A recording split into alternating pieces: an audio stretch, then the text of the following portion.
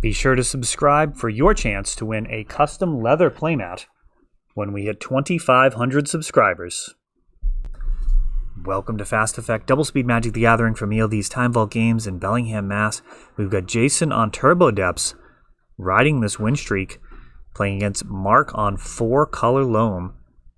The number 1 table ends up on camera here, and we may expand that in the future, but for now, this is how we're able to do it. Just the number 1 table will get recorded for double speed commentary here on YouTube, and that could be you.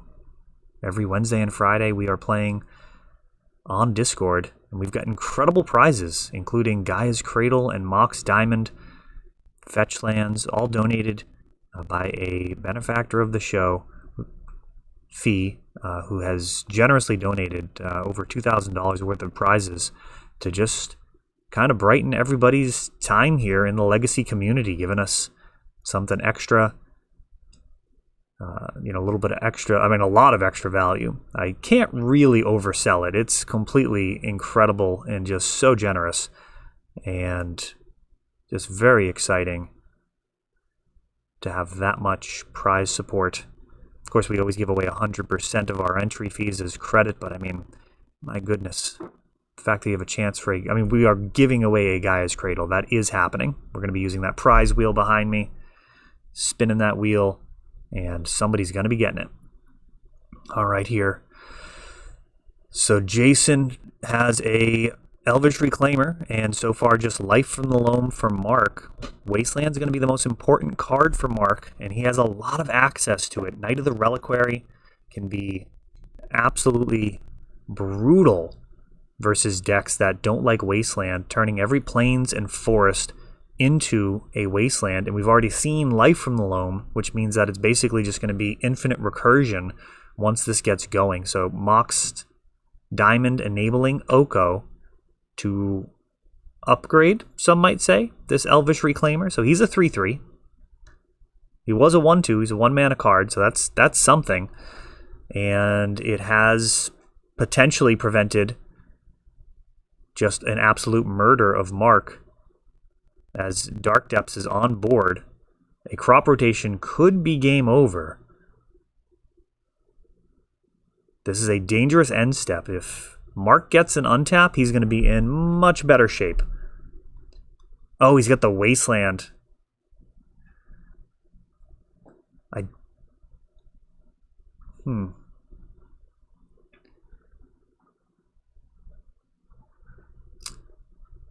So that was a dangerous way to sequence it. I'm not going to lie. If Jason had a crop rotation, I believe by activating Oko and getting a food first, that could have been a disaster. Maybe not. Maybe he had Knight of the Reliquary without Summoning Sickness. I'm not sure. That felt off. No punishment was handed out. Right now, Jason has the ability to make a 20/20. But there's 2 Wastelands standing in his way, along with an Oko. So this is very, very bad for Jason. He's facing down just a sea of Wastelands, and looks like during the end step, he's going to target Dark Depths, and Dark Depths is going to go to the graveyard with the state trigger still on the stack. Going to Wasteland the Thespian stage. Crop rotation. In response,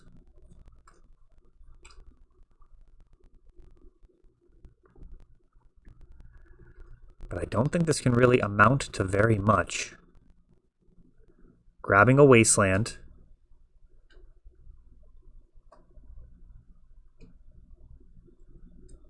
And Wasteland targeting Wasteland. Mark just fires it right back. He has access to more, and he's got Life from the Loam.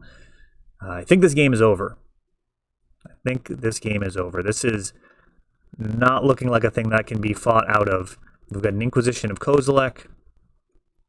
Sees an Oko and 3 lands. One of them's a Wasteland. Yeah, this is This is not going to end well for Jason. I'm going to go ahead and put the check mark over here for Mark. And if it doesn't stick, that'll be a first. That'll be a historic moment and something to be very proud of for Jason if he somehow gets his way out of this. But I just don't even see how it's possible with Life from the Loam.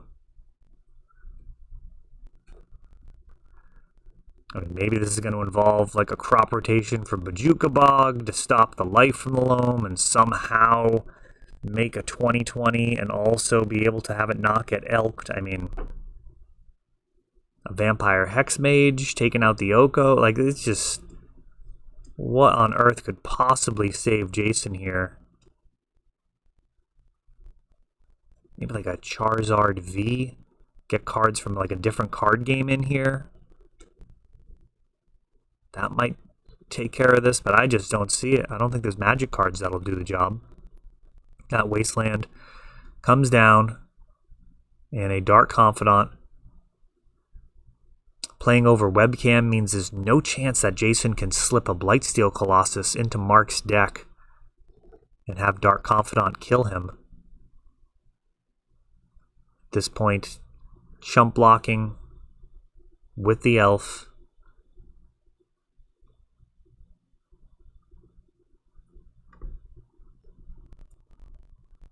Abrupt Decay takes out the Knight of the Reliquary.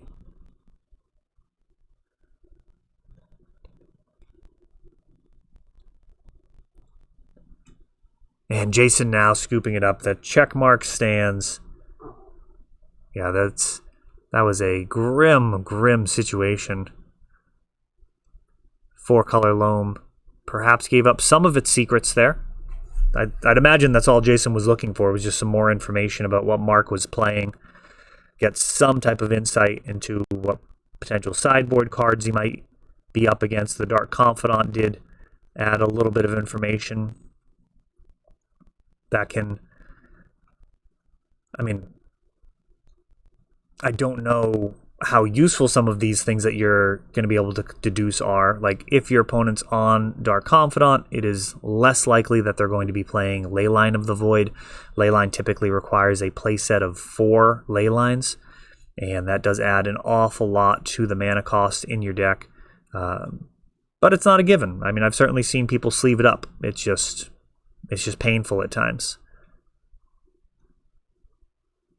Can't really ever be certain when you're playing against any of these. Fringe isn't the right word.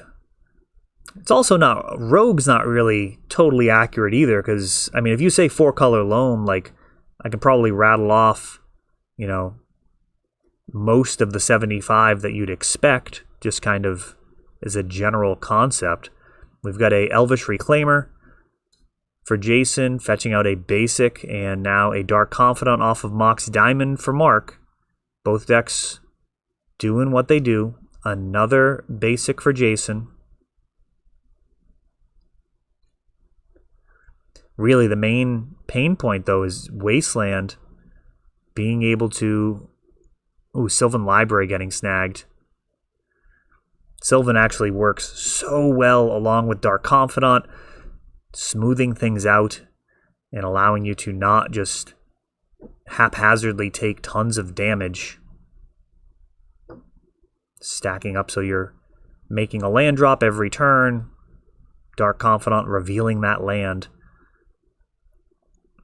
Another Dark Confidant. There we go, greatness at any cost. Dark Depths comes down. And we're going to see a 2020 pretty quick with this Elvish Reclaimer able to tutor up a Thespian stage during the end step. Ideally, Jason will have another land drop. Otherwise, he'll need to turn the other land into an Urborg. So he does have everything that's needed on board. It's just pretty slow. We've got an Oko and an Abrupt Decay. Either one of those can take out this Elvish Reclaimer. And Life from the Loam is going to go ahead and get back some land.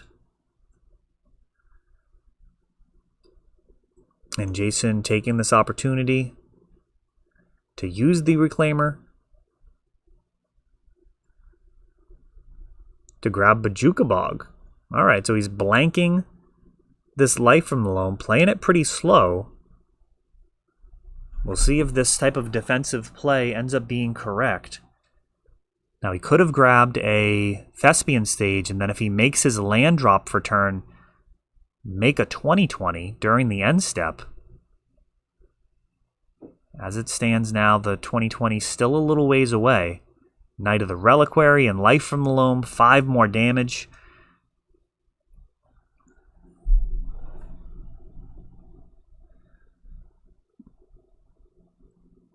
Elvish Reclaimer not quite as good at playing graveyard defense in this deck as he is in Cloudpost. I have actually enjoyed the ability to use Elvish Reclaimer to grab Vesuvas, not Thespian Stages, Vesuva to copy Bojuka Bog.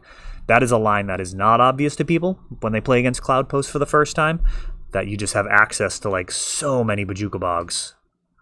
Crop rotation during the end step,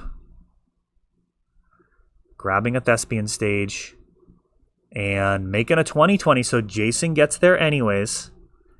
And I'm calling the action as I see it. It is difficult to speculate on other lines and do the commentary as it actually unfolds at double speed. I'm not going to lie. That might be a little bit beyond my capacity to do with a ton of accuracy.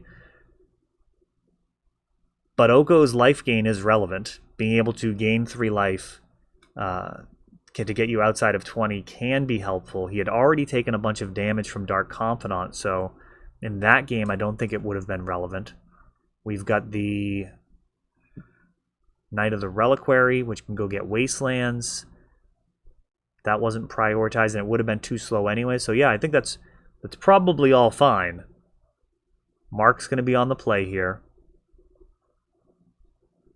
And Mark has demonstrated that he does understand the optimal timing. I've seen it where people just, when they go to use Thespian Stage targeting Dark Depths, they'll just use their Wasteland to take out the Dark Depths, which, as Mark properly illustrated, is not the way to do it. What you actually want to do is allow the Dark Depths to die to the Legend rule, and then the Thespian Stage, which is now a copy of Dark Depths, then you respond with a Wasteland. And that's because of a weird rule about state triggers. So state triggers do not trigger again as long as there's a copy of the state trigger on the stack. So the trigger's already on the stack, so it's not gonna happen again until the ability is countered or resolves. So Surgical, taking out the life from the Loam. And just in time, too, there was a cycle land in the graveyard there, and those make it super tricky. That's always a brutal blowout when you go to target someone's life from the Loam in the graveyard and they just cycle a Barren Moor or Woodland Thicket? Hickory Thicket? I don't even know what the green one is. Whatever the green one is. But that Barren Moor would just cycle and return with the Dredge, the life from the Loam, and then effectively countering the Surgical. That is pretty brutal. One of the only arguments for Extirpate, I suppose, over Surgical Extraction. And a Thoughtseize sees a Knight of the Reliquary, who's public enemy number 1 here, and a Kaya. Now, in this type of grindy, crazy game, I mean, I could see Kaya getting pretty dangerous. I mean, that is... So she definitely takes care of 1 casting cost cards.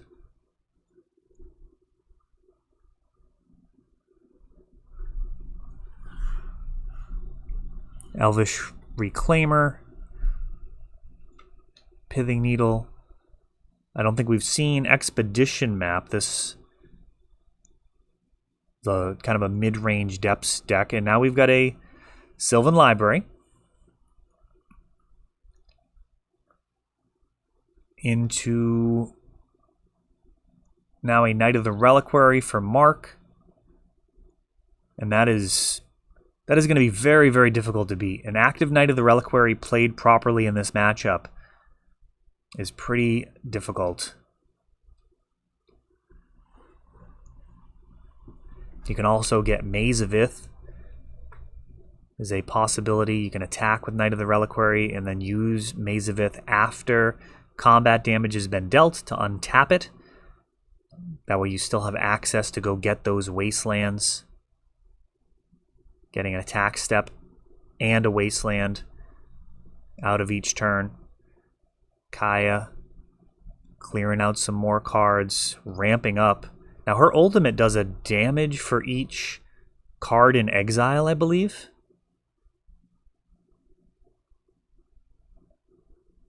And Knight of the Reliquary being used aggressively to go after Jason's mana base.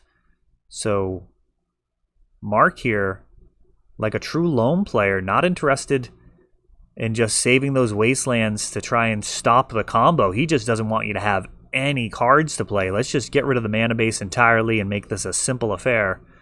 I'll beat you down with Knight of the Reliquary, and we can go back to the prize room and see who's got the next door prize.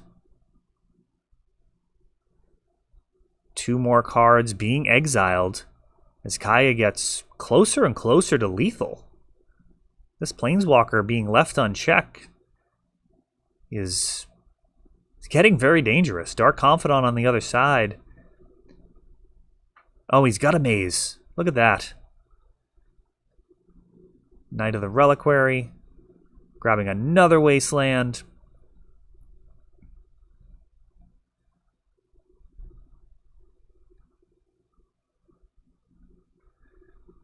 And saving the maze for the Dark Confidant. Yeah, I don't know about that. I feel like it might have been better to do that trick that I was talking about before.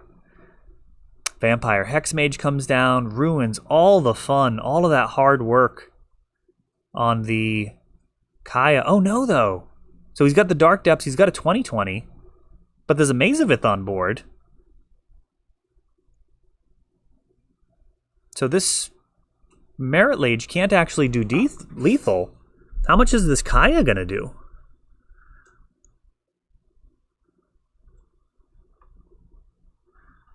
Oh, can Kaya just KO? Oh, Kaya can totally KO the Merit Lage. Oh, this is a disaster. I wasn't even thinking of that. That's hilarious. That is just a card that you don't play against very often. Once Upon a Time being fired off. Yeah, no, that's brutal. Kaya's going to be such a huge pain to deal with. That is hilarious. Force of Vigor wipes out the rest of Jason's hopes as Kaya ends up just doing a ton of work there. She takes out a Merit Lage. That's going to be absolutely a career highlight for her. And then finishes the game with her ultimate as 4-color Loam takes that one down. That is all for this one, but don't worry, there is a lot more. You can check out our older videos, and we're always putting out new videos from ELD's Time Vault Games in Bellingham, Massachusetts. If you want to help the channel, of course, you can like, subscribe, share, tap that notification bell so you can know the next time our new videos come out. Thanks for watching.